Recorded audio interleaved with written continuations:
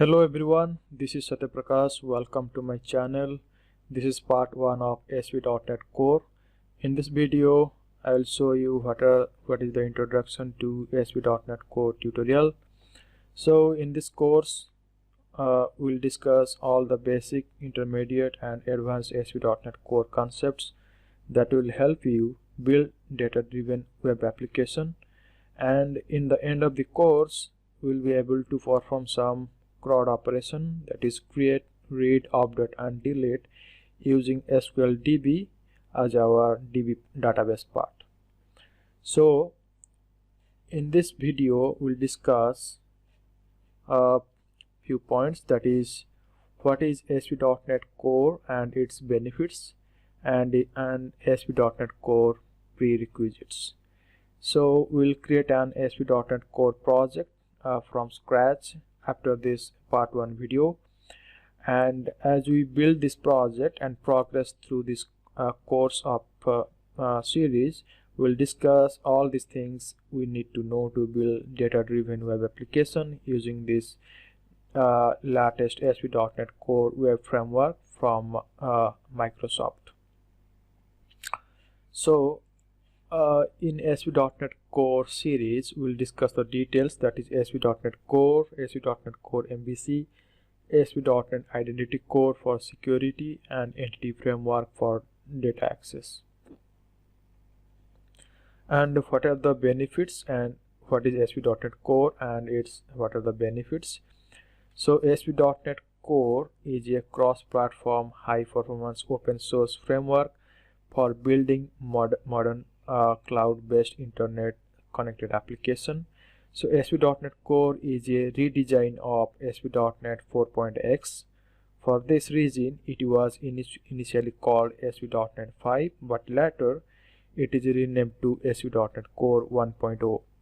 So ASP.NET Core has been redesigned from the ground up and offer some benefits and features, that is open source and community focused. Second is dependency injection. Third is testability. Fourth is modular HTTP request pipeline. Fifth is a programming model or unified programming model for MVC and web API, and cross-platform. So I have mentioned the details for each section. So ASP.NET Core is a cross-platform, high-performance open source framework for building modern cloud-based internet connected application. So first thing is we need to discuss about open source community focused, right? This one. So ASP.NET Core is fully open source and is being actively developed by the .NET team in collaboration with a vast community of open source developers. So ASP.NET Core is continually evolving as the vast community behind it. So it is suggesting ways to improve and help fix bugs and problems. This means we have a more secure and better quality software. And second is dependency injection. So ASP.NET Core has built-in support for dependency injection. If you are new to this concept, we'll discuss all these things in our next videos.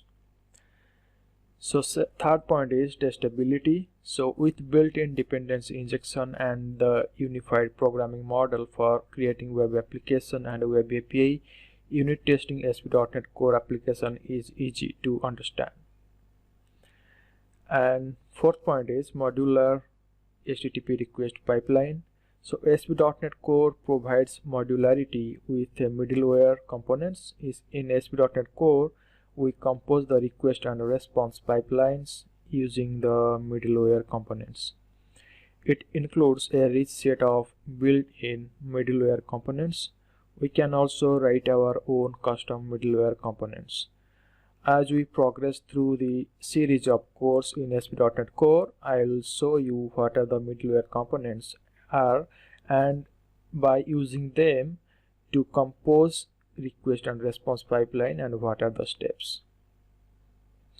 So fifth point is a programming model or unified programming model for MVC and web API. So with ASP.NET Core, we use the same unified programming model to create MVC style web applications and ASP.NET Web APIs. So in both the cases, the controller that we create, it inherits from the same controller base class, and it returns iActionResult.